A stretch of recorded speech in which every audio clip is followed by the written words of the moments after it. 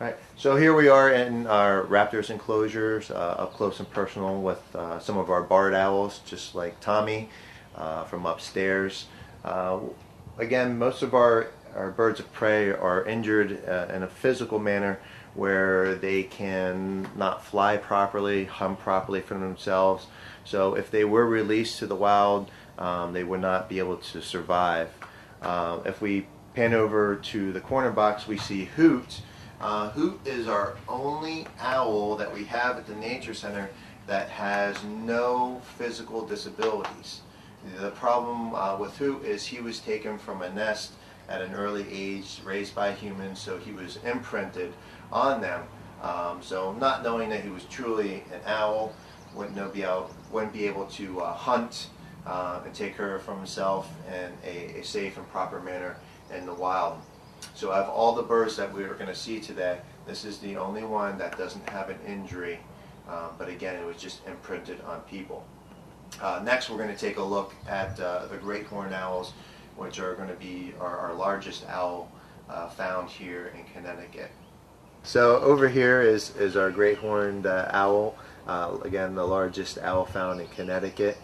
You can see why it gets the name of great horn, because the extra feathers on the top of the head, which are called ear tufts, but funny enough have nothing to do with their ears. Their ears are located more on the side of their face, around what we call the facial disc, which is well hidden underneath the feathers. But it is one of their most acute senses. They rely on their hearing even more than their eyesight. And owls are known for their large eyes and how well that they can see at night with. Amazing creatures with other adaptations. One of my favorite has to deal with their feathers, and the way that they're designed is that when they're flapping their wings, they are going to give off virtually no noise whatsoever. And I actually have a full wing of a great horned owl. And it's hard to see, but along the leading edge of the flight feathers, they're slightly spread or serrated, which allows air to flow through and muffle their flight. So again, when the wing is flapping, we have virtually no noise, which makes them the silent flyers in the night, or the stealth bombers, where they can come in on their mice or rats and drop on them without even giving a clue that they're there. Another key component is the talons. And again, this is from another great horn, and you can see the size of these claws, again, which we call the talons.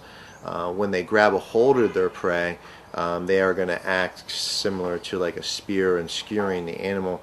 But what is even more amazing, in my opinion, is the tremendous power that they have when they close their foot. On average, an adult human being has about 90 pounds of pressure per square inch when they make a fist or they squeeze. Great horns have much more than that. It's around 500 pounds of pressure per square inch. So it's also a bone crunching power. So when they lock onto larger prey, such as one of their favorite foods, striped skunks, they're quickly dispatching them. Although sometimes they do get sprayed, and the last owl that we looked at was an owl that was brought in with a permanent injury, and you can tell that he had the last meal of a skunk because of the way that he smelled. And speaking of meals, another thing that we see a characteristic is the curved beak. It's used for ripping and tearing the flesh of the animals. If they cannot swallow it whole, they take it bite by bite. So it's kind of like their steak knife and getting that smaller pieces. Owls have the unique ability of turning their head a lot.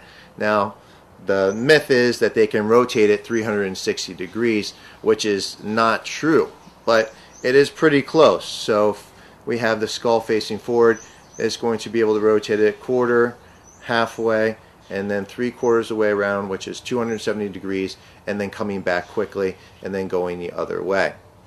And the reason is because of the way the eyes are fixed into place. You can see these funny rings, the sclerotic ring, which holds them in place and doesn't give them movement like us, where we can look up, look down, left, right, cross our eyes, roll our eyes. They basically have horse blinders on, and see they see a wedge out in front of them. So when they hear something, then they're able to rotate their head and not their whole body, and that's going to allow to keep them a little bit more hidden, where the more movement you make, the little bit more that you are detected. Once they eat their meals, one of the coolest things that we do in programs, especially when we're dealing with our owls and birds of prey, is we talk about the pellets. And here is a pellet right here. Kind of looks like a rock, but what it is the leftovers of the meal from the owl, which is the bones and fur that cannot be digested in the stomach. The stomach acids aren't strong enough to do that, whereas compared to a snake, it's swallowing a mouse or rat whole. Everything, bones, fur, flesh, meat, all gets digested. But with owls, what they do is they eat their food. Everything's in the stomach contact, or the stomach area, and then the bones and fur go back to a different area where they're packed together by muscles to form almost a ball or an oval, and then the owl has to regurgitate this or cough it up before their next meal. And what's a lot of fun is the kids get to find these, or we give them to them, and they break them apart, and they're playing detective, because what they find inside is the bones of either a rodent such as a mouse or a rat, sometimes birds, sometimes moles or shrews, and by the unique bone structure and the skulls that we see, we can identify, okay, yes, that owl was eating for part of its last meal a mouse or a rat. And we tell the kids, this is important.